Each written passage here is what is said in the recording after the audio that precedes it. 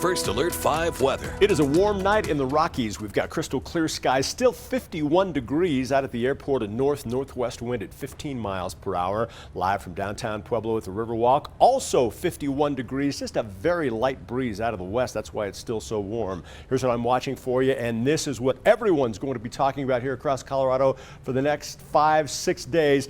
Big energy, that is a monster in the making off the California coast right there, headed for the state of Colorado. Here's how it's all going to evolve. Of course, this is our big weather story. There's the main energy right there. I don't think it's going to be a bona fide Albuquerque low, and if you've lived here long, you've heard me talk about these Albuquerque lows. When the low ends up there, that's the sweet spot to bring in a lot of snow. Right now, it looks like it's going to track a little further north of Albuquerque, but still in a prime position to swing in a lot of snow across parts of the Pikes Peak region. I think prime time for the snow is going to be Saturday afternoon, Saturday night into Sunday morning. You see those darker blues right there? That's where the heavier snow will be falling Sunday morning. We pick up a strong wind along with the snow, so that could mean blowing snow, maybe blizzard conditions across the viewing area, finally wrapping up late Sunday afternoon into Sunday night. So here's your bottom line. Right now you need to prepare for a high impact storm system. Heavy snow, it looks like the favorable area across southeastern Colorado is going to be the Palmer Divide, northern El Paso County, the far north end of Colorado Springs. That'll roll up into Teller County as well, and then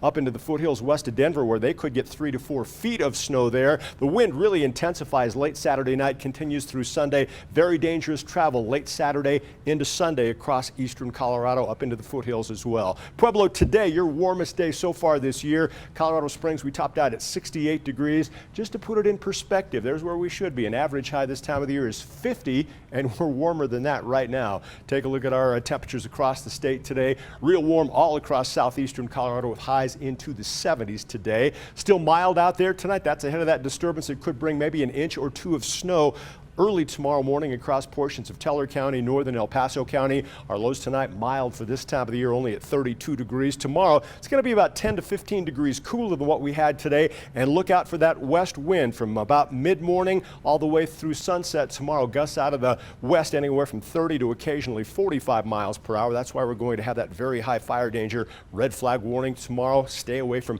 anything that could spark a fire. Look at those temperatures fall off each and every day all the way into Saturday. Right now we're going to go with a bold 4 on that storm impact scale. And ironically, this Saturday is the second year anniversary of the bomb cyclone, where we had 15-foot drifts across portions of El Paso County. I-25 was closed from Woodman to Denver from March 13th to late on the 14th. Could history repeat itself? Well, it certainly looks possible anyway at this point. Pueblo, it's going to be a bumpy ride from 76 today, falling into the 30s over the weekend, and you'll be dashing through the snow late Saturday into Sunday. That's prime time for the snow. Winds gusting up to 45 miles per hour on Sunday. Certainly want to hibernate indoors, and another shot of snow possible by Tuesday in Canyon City. A lot to unpack here. Rain, then snow, then wind, and colder air too. Welcome to March in Colorado. It's always an adventure. Too early right now to lock in on exact snow totals. That depends on where this one tracks. You'll have updated forecasts right here, News 5. Woodland Park, get those shovels ready. Snow Friday, snow Saturday, and you hit the trifecta on Sunday. Still more snow. One model kicking out a generous 2 feet of snow up across Teller County by Sunday afternoon, and it will be loaded with water, exactly what we need to mitigate that high fire danger. Rob? Mike, thanks. And the approaching storm on top of the red flag warnings, a reminder that springtime in the Rockies can produce dramatic weather changes. As Mike mentioned, some big numbers being tossed around about how much snow we might receive this weekend. Bill Folsom with a reality check tonight and words of warning from emergency managers.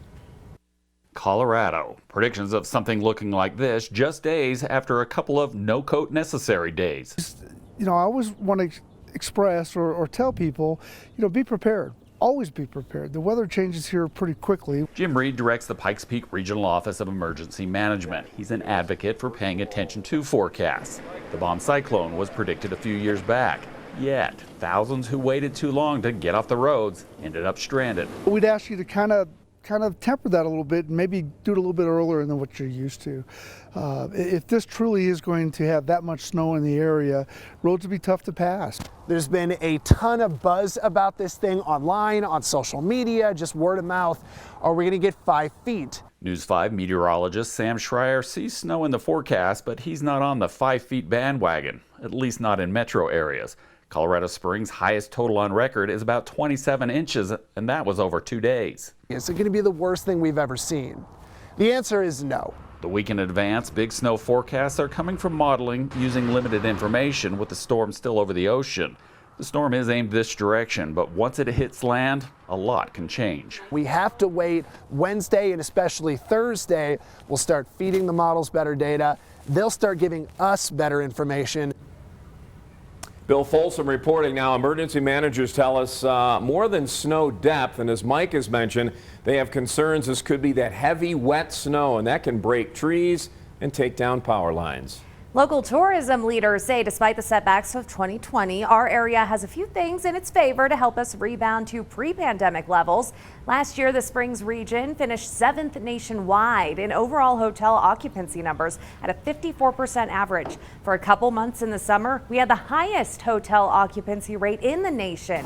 And that's because during the pandemic, people were wanting to spread out, stay in their cars, spend time outdoors, which our area has a lot to offer. And with so many people getting vaccinated now, they're expecting tourism to pick up even more, especially with our seniors.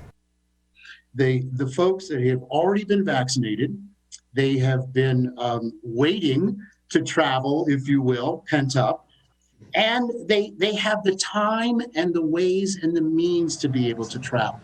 And beyond all that, things like the KOAA Railroad reopening and the new Pikes Peak Summit House opening this year, our area has a lot of things to come that will attract those visitors to come back. And we're here to work alongside you as we look to rebound from this pandemic together. Let us know how you're moving ahead or how we could help. Send an email to rebound@koaa.com. Of course, the Olympics also this summer, fingers crossed, and looking ahead. Japan's Nippon TV says the kickoff ceremony for the Olympic torch relay set for March 25th will be held without spectators.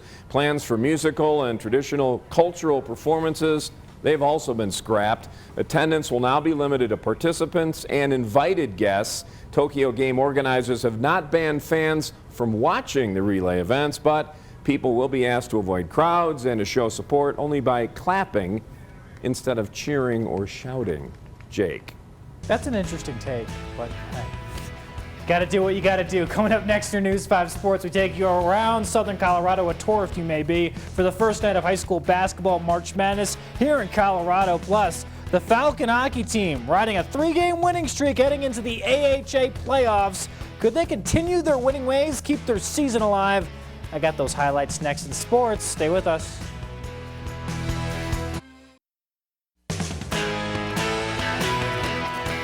Air Force hockey, one of the hottest teams entering the postseason on a 3-game winning streak. Today, the Falcons traveled to Massachusetts to face Bentley in the first round of the single elimination Atlantic Hockey Association tournament. Air Force beating Bentley in overtime the last time out, start the 3-game winning streak, and they picked up right where they left off. 20 seconds in, Willie Ream ringing the red light on the breakaway. Falcons going to be up 1-0 early. Fast forward to the